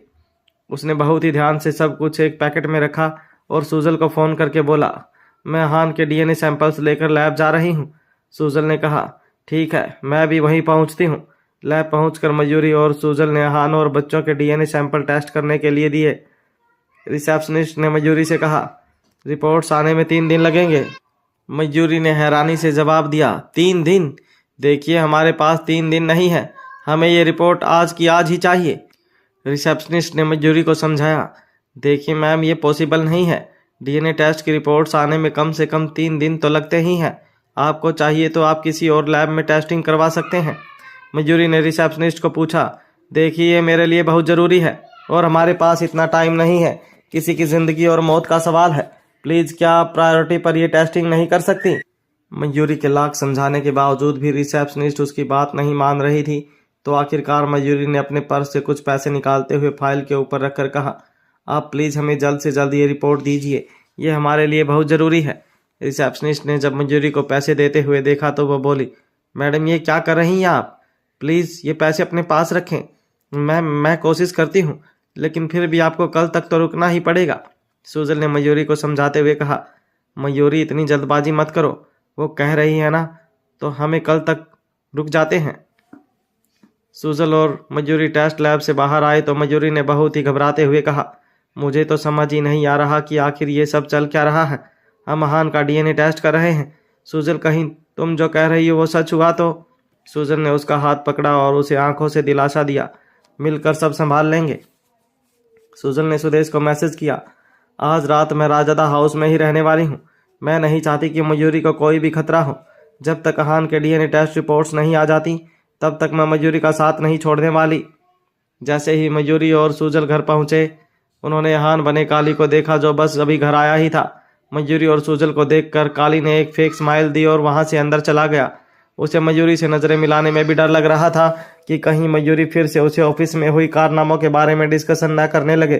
काली के वहां से जाने के बाद मयूरी ने बहुत ही चिंता से सुजल को देखा। वो दोनों उस रात बच्चों के साथ ही सोने के लिए चले गए।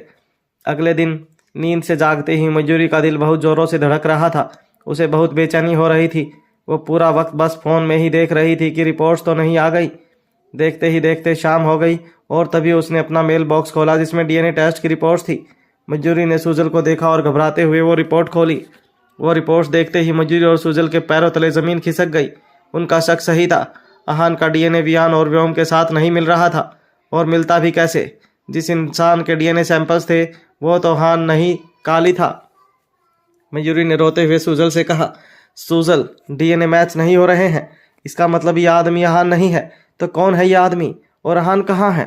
सुजल ने मयूरी को संभालते हुए कहा, मयूरी संभालो खुद को। अब जब हमें पता चल चुका है कि ये आदमी अहान नहीं है तो हमें अहान को ढूंढना होगा, और हमें नहीं पता ये आदमी कितना खतरनाक है। इसे यहाँ किसने भेजा है? ये यहाँ क्यों आया है? इसलिए तुम प्लीज अपना आपा मत खो। मयूरी को रो रो कर बुरा हाल था। वहीं सुजल ने सुदेश को फोन करके सारी सच्चाई बताई। सुदेश ने कहा, तुम चिंता मत करो, मैं अभी वहां आता हूँ। मयूरी से कहो बच्चों का खास ख्याल रखें।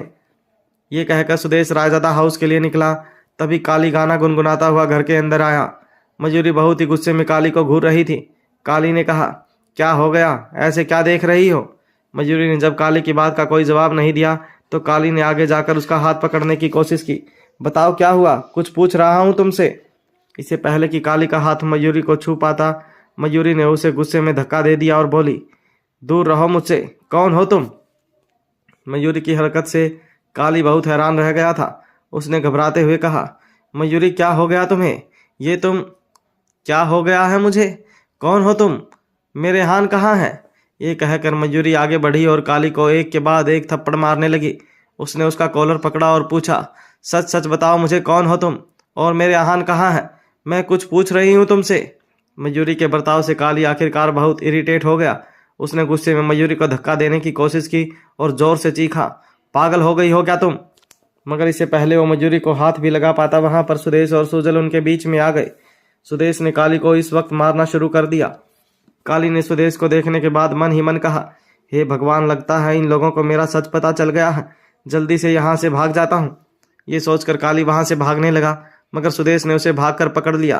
काली भी सुदेश को मारने के लिए अपना हाथ उठाना चाहता था, मगर हर बार सुदेश उसे अपनी ताकत से रोक ले रहा था। आखिरकार काली को मौका मिला और उसने सुदेश को जोर से धक्का दे दिया। जब सुदेश कमजोर पड़ गया तो काली वहां से भागने लगा। तब सुजल काली को पकड़ने के लिए पीछे भागी, मगर सुदेश ने कहा, कहीं जाने की जरूरत नहीं है, वो यहाँ से कहीं नहीं जा पाएगा। मयूरी इस वक्त रोए जा रही थी। उसने सुजल और सुदेश से कहा, इसे पूछो कि मेरे हान कहाँ हैं। सुदेश ने मयूरी को समझाया, मयूरी संभालो खुद को, बस कुछ ही देर में ही अपना मुंह खोल देगा। वहीं काली जब राजदा हाउस से बाहर भागने की कोशिश कर रहा था तब सुदेश के गार्ड्स ने उसे पकड़ लिया। वो सामने खड़े गार्ड्स को देखकर बहुत हैरान था, क्योंकि वो एक दो नहीं बल्कि कम से कम 20 लोग थे। उनमें से 2 लोगों ने काली को जबरदस्ती पकड़ा और अंदर ले आए। काली बार बार परेशान होकर उन्हें कोस रहा था, ये तुम क्या कर रहे हो? मयूरी, तुम अपने पति को चोट पहुंचा रही हो, तुम क्यों इनका साथ दे रही हो? तभी सुदेश के गार्ड्स ने सुदेश की आंख से इशारे पर काली को पीटना शुरू कर दिया। काली के मुंह से खून निकल रहा था। अब वो पूरी तरह से थक चुका था। वो हार कर जमीन पर बैठ गया तो सुदेश ने गार्ड्स को रोकते हुए कहा, रुको, हमें इसे मारना नहीं है। मयूरी आगे बढ़ी और उसने काली से पूछा, कौन हो तुम? और जो कोई भी हो, अहान कहाँ है? तुम यहाँ क्यों आए हो? किसके कहने पर तुमने ये सब किया? ये तुम क्या कह रही हो? काली अभी भी मुंह खोलने को तैयार नहीं था, मगर तभी सुदेश ने अपने गार्ड से बंदूक ली और बोला, अगर ये कुछ सच नहीं बता रहा तो ये हमारे किसी काम का नहीं है। इसे मौत के घाट उतार देना ही हमारे लिए ठीक है। अरे नहीं नहीं, ये क्या कर रहे हो तुम? काली ने अचानक से कहा। प्लीज मुझे मत मारो, मैं तुम लोगों को सारा सच बताता हूँ। इस वक्त सुदेश ने काली के सर पर बंदूक रखी हुई थी, जिसे देखते हुए काली ने कहा, इसे तो नीचे कर दो, मैं सारा सच बता रहा हूँ। सुदेश ने काली के सर पर बंदूक और कसते हुए कहा, तू सच बोलना शुरू कर। अगर मुझे उसमें कुछ भी झूठ लगा तो उसी के उसी वक्त गोली मार दूंगा। और तब काली ने डरते हुए सारी सच्चाई बताना शुरू किया। मैं काली हूँ, दरअसल वह। इसके बाद काली ने सुदेश, सुजल और मयूरी को पूरा सच बता दिया कि किस तरह नरेंद्र और शाका ने उसे अहान बनना सिखाया, अहान को मॉल में बदल दिया था और अब अहान नरेंद्र त्रिपाठी के कब्जे में है। काली ने अपने हाथ जोड़ते हुए कहा, देखिए मुझे माफ़ कर दीजिए, मेरा आप लोगों को नुकसान पहुंचाने का कोई इरादा नहीं था, ना ही मेरी आप लोगों से कोई दुश्मनी है। मैंने तो ये सब सिर्फ पैसों के लिए किया। मयूरी गुस्से में आगे बढ़ी और उसने काली को थप्पड़ मारते हुए कहा, अहान कहाँ है? क्या किया तुम लोगों ने उनके साथ? काली ने जवाब दिया, मैडम मुझे सच में नहीं पता कि अहान कहाँ है। बस इतना पता है कि वो नरेंद्र त्रिपाठी के पास है। वो खुद भी कभी मुझे अपने अड्डे पर नहीं बुलाता। इतने में ही काली का फ़ोन बजने लगा। काली ने फ़ोन देखा तो उसे नरेंद्र का फ़ोन आ रहा था। सुदेश ने कहा, उठा फ़ोन, देख क्या बोल रहा है नरेंद्र त्रिपाठी, और उससे उसका अड्डा पूछ। काली ने हाँ कहा और फ़ोन उठाया। दूसरी तरफ से नरेंद्र त्रिपाठी ने गुस्से में कहा, अरे काली तू कहाँ मर गया? तुझे सबूत लेकर मेरे पास आना था। अरे इसलिए तुझे पैसे दे रहा हूँ क्या मैं? कितना निकम्मा है तू? काली ने हैरानी से सुजल, सुदेश और मयूरी की तरफ देखा। सुदेश के हाथ में बंदूक होने की वजह से उसकी सच्चाई बोलने की हिम्मत नहीं हुई। उसने कहा, सर जी मुझे सबूत मिल गए हैं, मैं सबूत ले आता हूँ आपकी फैक्ट्री पर, आप एड्रेस भेज दीजिए। नरेंद्र ने कहा, अरे सबूत मिल गए हैं तो फ़ोन क्यों नहीं किया? मैं एड्रेस भिजवाता हूँ, तू अभी आ। तुझसे सबूत लेने के बाद मैं उस अहान राजदादा को हमेशा हमेशा के लिए ख़त्म कर दूंगा और फिर तू भी यहाँ से चला जाना। ये कहकर नरेंद्र ने फ़ोन रख दिया। उसने मन ही मन सोचा, ये काली इतनी तमीज़ से कैसे बात कर रहा था। वहीं दूसरी तरफ रागिनी नरेंद्र की बातें सुन रही थी। पापा किससे बात कर रहे थे आप? रागिनी ने अचानक से कहा। रागिनी की आवाज़ सुनकर नरेंद्र का ध्यान भटका। उसने उसे जवाब दिया, तुम्हें कितनी बार कह चुका हूँ मेरे मसलों से दूर रहो। ये कहकर नरेंद्र ने गाड़ी की चाबी उठाई और वहाँ से चले गया। उसे वहाँ से जाते देख रागिनी ने मन ही मन कहा, पापा मैं जानती हूँ कि आप अहान को नुकसान पहुँचाने के लिए किसी भी हद तक जा सकते हैं, लेकिन आपको ये नहीं पता कि मैं भी अहान को बचाने के लिए कुछ भी कर सकती हूँ। ये सोचते हुए रागिनी भी नरेंद्र का पीछा करने निकलने पड़ी। यहाँ काली ने सुजल, मयूरी और सुदेश को देखा और बोला, सुन लिया ना आप लोगों ने, नरेंद्र त्रिपाठी को सबूत चाहिए, लेकिन आप लोगों के पास जो सबूत है आप लोग मुझे वो दे दीजिए। उसके सबूत लौटाने के लिए मैं उसके अड्डे पर ही जाऊंगा, क्या पता हमें अहान वहाँ मिल जाए।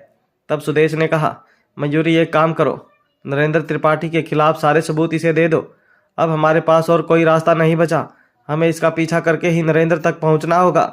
सुजल ने भी मयूरी को समझाया, सुदेश एकदम ठीक कह रहे हैं, हमारे पास और कोई रास्ता नहीं है। वैसे भी नरेंद्र अहान को मारने की बात कर रहा था, हमें उसे जल्द से जल्द पकड़ना होगा। मयूरी उनको बात मान गई और वो भी सभी लोग कमरे में गए। मयूरी ने सारे सबूत निकाल कर काली को दिए। काली ने कहा, मैडम मैं नरेंद्र को पकड़वाने में आपका साथ दूंगा, बस आप मुझे पुलिस से बचा लेना। मयूरी ने काली की इस बात का कोई जवाब नहीं दिया। उसने सिर्फ सुजल से कहा, सुजल मैं और सुदेश जाते हैं अहान के पास, तुम तब तक मेरे बच्चों का ध्यान रखना। सुजल ने मयूरी को कहा, मयूरी तुम्हें वहाँ खतरा हो सकता है, तुम यहाँ रुक कर अपने बच्चों को संभालो। मैं और सुदेश, नहीं सुजल मुझे वहाँ जाना ही होगा, मैं सच जानने के बाद यहाँ नहीं रुक सकती। मयूरी की रिक्वेस्ट के आगे सुजल हार मान गई। इसके बाद काली, सुदेश और मयूरी नरेंद्र के अड्डे के लिए निकल गए। जहाँ काली अकेले गाड़ी में था, वहीं मयूरी और सुदेश उसे कुछ ही दूर उसका पीछा कर रहे थे। वहीं दूसरी तरफ नरेंद्र जब अपने अड्डे पर पहुंचा तो उसने अहान को देखा, जो खुद को छुड़ाने की कोशिश कर रहा था, मगर बेड़ियों से निकालने में नाकामयाब था। नरेंद्र ने उसे कहा, अरे तू इतना तड़प रहा है, रुक तेरी तड़प अभी बढ़ाता हूँ। ये कहकर नरेंद्र ने स्क्रीन ऑन की जिसमें राजदा हाउस की रिकॉर्डिंग चलती थी। मयूरी और अहान के कमरे में इस वक्त कोई नहीं था, तो नरेंद्र ने कहा, कोई नहीं रुक, तुझे आधे घंटे पहले की रिकॉर्डिंग दिखाता हूँ। ये कहकर नरेंद्र ने जैसे ही फुटेज रिवाइंड की, उसके होश उड़ गए। उसने देखा कि किस तरह काली का सारा सच मयूरी और सुदेश को पता चल चुका था और वो उसके अड्डे पर जा रहे थे। ये क्या बकवास है, नरेंद्र ने गुस्से से कहा। आहान ने हंसते हुए उसे कहा, तड़पेगा तो अब तू नरेंद्र, क्योंकि तेरा खेल खत्म होने वाला है। आहान, नरेंद्र ने ये कहा और गुस्से में आहान को मुक्का मार दिया। फिर कुछ सोचकर वो बोला, नहीं नहीं, तुझे खत्म करना इतना आसान नहीं होगा। मैं पहले तेरे परिवार को खत्म करूंगा। तेरी बीवी आ रही है ना यहाँ, मैं उससे पहले तेरे बच्चों को खत्म कर दूंगा। देखता हूं तू कैसे बचाता है उन्हें मुझसे।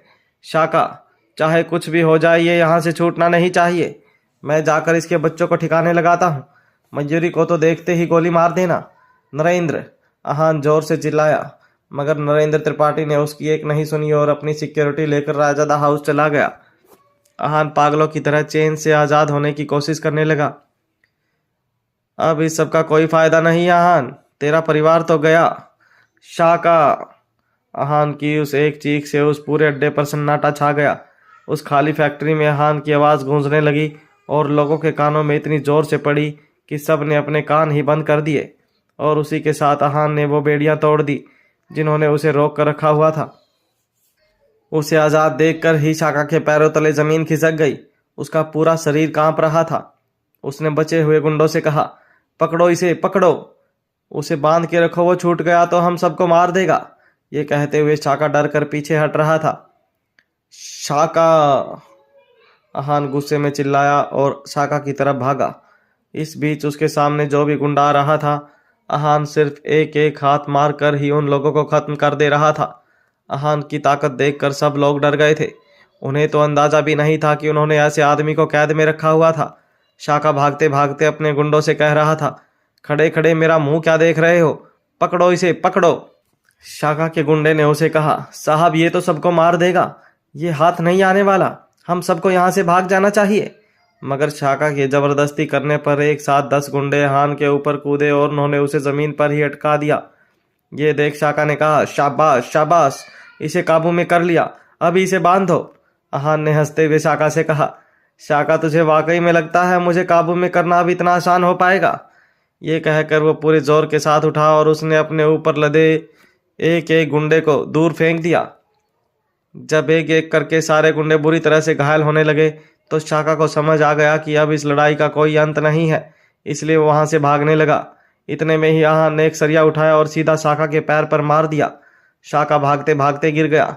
आहान ने देखा शाका अब उठने के काबिल नहीं बचा था। उसके पास जाकर आहान ने गुस्से में कहा, बहुत नुकसान पहुंचा लिया तुम लोगों ने मेरे परिवार को, अब एक एक को चुन चुन कर मारूंगा। वहीं दूसरी तरफ रागिनी, जो अंदर आहान से मिलने आई थी, जब उसने देखा कि आहान कैद से छूटने के बाद इतना पागल हो गया है तो उसकी उसके सामने जाने की हिम्मत ही नहीं हुई। उसने मन ही मन सोचा, नहीं नहीं, मुझे पापा को रोकना होगा। ये आहान तो घायल शेर की तरह अपना आपा खो बैठा है, अगर ये पापा तक पहुंच गया तो सब कुछ खत्म कर देगा। ये सोचते हुए रागिनी आहान की नज़रों के सामने आए बगैर ही रायजादा हाउस के लिए निकल गई। वहीं दूसरी तरफ आहान ने भी बाहर से एक गाड़ी उठाई और वहां से निकला। अब तक नरेंद्र त्रिपाठी रायजादा हाउस पहुंच चुका था।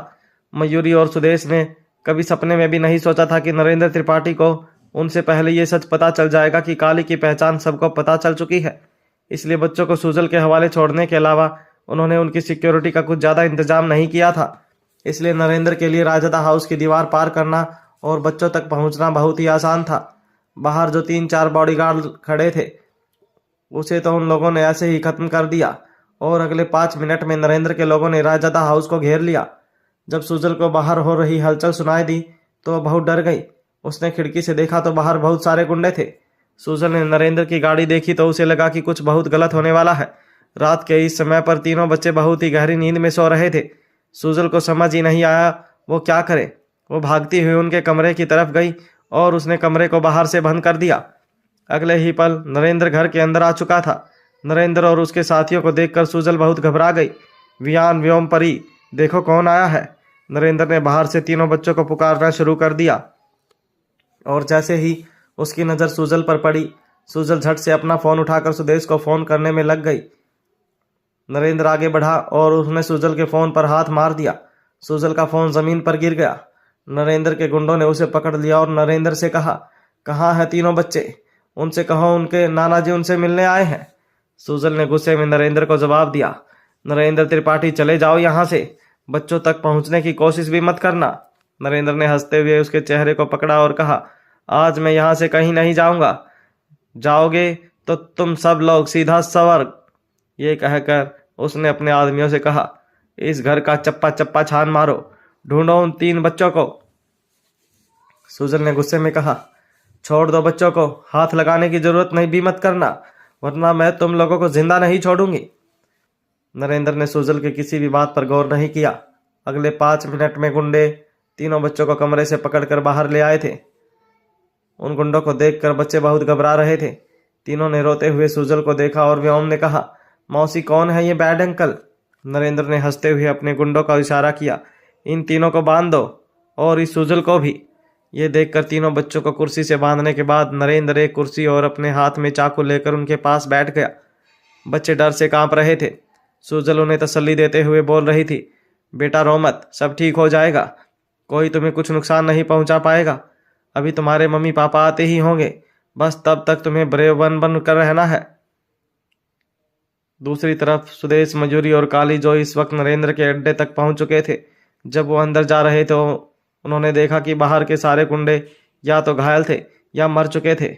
वो लोग हैरान और परेशान होते हुए जब अंदर पहुंच गए तो उन्होंने देखा कि फैक्ट्री में कोई नहीं था, सबकी लाशें पड़ी हुई थी या फिर सब लोग घायल थे। शाका की लाश देखकर तो मयूरी बहुत ही हैरान हो गई। लगता है आहान छूट गए, पर वो गए कहाँ? उसकी इस बात का सुदेश ने जवाब दिया, आहान छूटा तभी इन लोगों की ऐसी हालत हो गई है। न जाने उन्होंने आहान को यहाँ कैसे बंद कर रखा था, लेकिन ये तो साफ है कि उसके एक बार छूटने के बाद उसे काबू में करना नामुमकिन है। तभी मयूरी की नज़र सामने चल रही सीसीटीवी पर गई। मयूरी ने कहा, सुदेश वो देखो। रायजादा हाउस की सीसीटीवी फुटेज में नरेंद्र त्रिपाठी सुजल और मयूरी के बच्चों को कैद करके बैठ गया था। सुदेश ने कहा, ये सब चल क्या रहा है? नरेंद्र ने घर में कैमरा लगा रखे हैं। काली, ये बातें तूने हमें पहले क्यों नहीं बताई? मयूरी ने घबराते हुए सुदेश से कहा, सुदेश, ये फालतू की बातें करने का समय नहीं है, जल्दी से जल्दी घर चलो, मुझे बहुत डर लग रहा है, मेरे बच्चे, सुजल, सबकी जान खतरे में है। ये सुनकर सुदेश, मयूरी और काली तुरंत रायजादा हाउस के लिए निकले। पूरा रास्ता मयूरी खुद को ही यही कहकर कोस रही थी कि उसने एक बार भी अपने बच्चों की सुरक्षा के बारे में क्यों नहीं सोचा, उसने नरेंद्र को कम क्यों आंक लिया। अब तक आहान भी घर तक पहुंच चुका था। वहां जाते ही जब वो गाड़ी से निकला तो उसे दरवाजे पर ही नरेंद्र के गुंडों ने रोकने की कोशिश की। आहान ने एक बार फिर से अपनी ताकत दिखाकर एक एक करके सभी गुंडों को मारना शुरू कर दिया। नरेंद्र के 4 गुंडे हाथ में एक साथ डंडा लिए आहान की तरफ बढ़े और तभी आहान नीचे झुका। उसने एक गुंडे के दोनों पैर पकड़कर उसे पूरी तरह से घुमा दिया, जिससे बाकी 4 भी घायल हो गए। आहान इतनी तेजी से आगे बढ़ रहा था कि कोई उसके सामने खड़ा भी नहीं रह पा रहा था। ना तो किसी के हाथ काम आ रहे थे, ना ही कोई हथियार। आहान ने गुस्से में चिल्लाया, नरेंद्र त्रिपाठी, बाहर निकल, तेरी हिम्मत कैसे हुई मेरे बच्चों को मोहरा बनाने की? आहान के इतना चिल्लाने के बावजूद भी घर के अंदर से कोई हलचल नहीं हुई। वहीं बाहर आहान ने खड़े नरेंद्र के सभी गुंडों को एक एक करके खत्म कर दिया। ना तो उसने अपने रास्ते में कोई रुकावट आने दी और ना ही किसी को खुद को रोकने की इजाज़त दी। इसके बाद आहान सीधा घर के अंदर गया। नरेंद्र ने घर की सारी लाइट्स बंद की हुई थी। जैसे ही आहान ने हॉल की लाइट्स ऑन की, उसने सामने का नज़ारा देखा तो दिल दहला देने वाला था। नरेंद्र त्रिपाठी व्योम की गर्दन पर चाकू रखकर बड़े ही आराम से कुर्सी पर बैठा था। दोनों बच्चे उसके पास में ही बंधे हुए थे और एक एक गुंडा दोनों पर बंदूक ताने बैठा हुआ था। सामने सुजल बंधी हुई निराशा से रो रही थी। नरेंद्र को देखकर आहान जोर से चिल्लाया, नरेंद्र, मेरे बच्चों को छोड़ दे, वैसे भी अब तेरा कुछ नहीं हो सकता, कोई तुझे मुझसे नहीं बचा सकता। नरेंद्र ने गुस्से में कहा, तू रोकेगा मुझे? तू? अबे तो कुछ नहीं बिगाड़ पाएगा मेरा। अब चुपचाप अपने घुटनों पर बैठ जा, वरना इस व्योम की गर्दन। व्योम जोर जोर से रोने लगा, पापा। आहान ने उसे रोकते हुए कहा, देख, तू ऐसा वैसा कुछ मत करना, तू जो बोलेगा मैं वही करूँगा। ये कहकर आहान घुटनों के बल बैठ गया। उसे इस तरह देखकर नरेंद्र ने हंसते हुए कहा, बस यही चाहता था मैं, यही चाहता था कि तू ऐसे ही घुटनों के बल बैठकर मेरे सामने आहान रायजादा। अभी नरेंद्र आहान को यह सब कह ही रहा था कि मयूरी, सुदेश और काली भी वहां आ गए। उन्हें देखकर नरेंद्र ने हंसते हुए कहा, आओ, बस तुम्हारी ही कमी रह गई थी।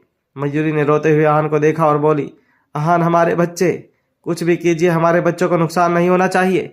आहान ने मयूरी को देखा और हाँ में सिर हिलाया। तभी नरेंद्र ने हंसते हुए कहा, तुम्हारे ओवर कॉन्फिडेंस की दाद देनी पड़ेगी। अभी भी तुम्हें लगता है कि तुम अपने बच्चों को मुझसे बचा लोगे? अरे मैंने तो अभी तक इन्हें इसलिए कुछ नहीं किया था क्योंकि मैं चाहता था कि तुम आओ और मैं तुम्हारे सामने इन्हें मारूं। तभी तो तुम्हें तकलीफ पहुंचेगी ना। तब नरेंद्र ने यह सब बकवास कर रहा था जब आहान ने देखा कि उसकी कुर्सी कारपेट के कोने और जमीन के बीच में है। आहान को कुछ सूझा और उसने धीरे धीरे कारपेट का दूसरा छोर पकड़ना शुरू कर दिया। नरेंद्र की बात अभी खत्म भी नहीं हुई थी कि आहान ने कारपेट का दूसरा छोर पकड़कर खींच दिया, जिसकी वजह से नरेंद्र की कुर्सी सीधा उल्टी जा गिरी। वो गिरा और उसके हाथ से चाकू छूट गया। इससे पहले कि उसके बचे हुए 2 गुंडे समझ पाए कि वहाँ क्या हो रहा है, पलक झपकते ही आहान उनकी तरफ भागा और उसने उन्हें अपने बच्चों से दूर किया। मयूरी भाग कर गई और उसने बच्चों और सुजल को छुड़वाया। आहान ने अगले कुछ ही मिनटों में बचे हुए सारे गुंडों को मार दिया। अब सिर्फ नरेंद्र अकेला रह गया था।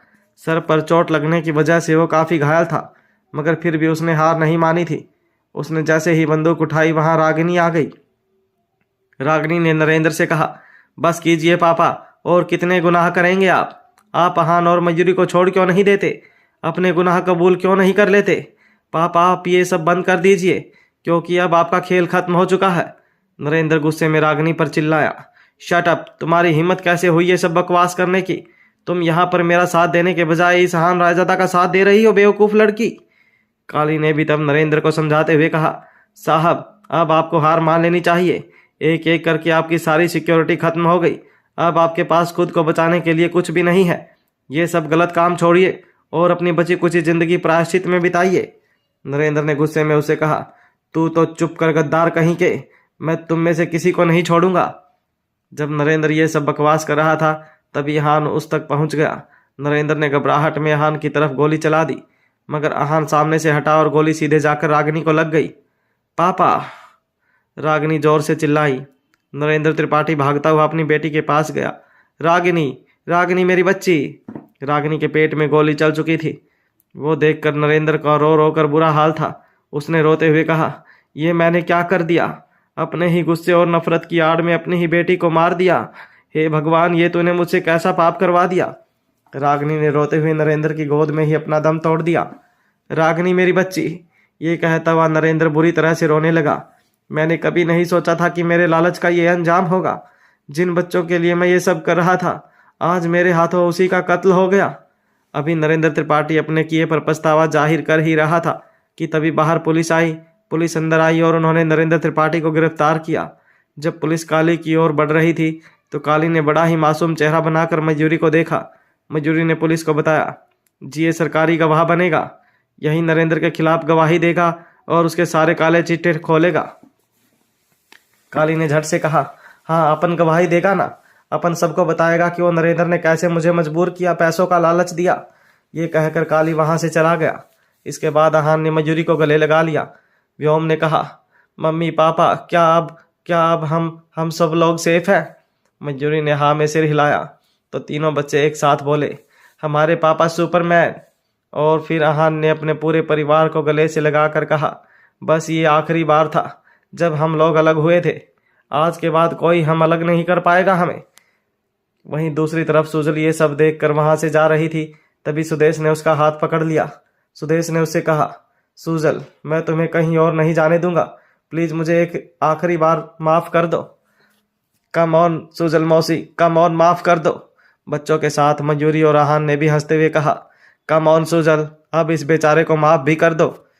बच्चों, आहान और मयूरी की बात सुनकर सुजल ने भी आखिरकार सुदेश को गले लगा लिया। आज आहान और मयूरी की जिंदगी में एक बार फिर से सब कुछ ठीक हो गया था। आहान को मयूरी और मयूरी को अपना पुराना हान मिल चुका था। उम्मीद है दोस्तों आपको ये कहानी पसंद आई होगी। इस कहानी को इतना ढेर सारा प्यार और सपोर्ट देने के लिए बहुत बहुत शुक्रिया।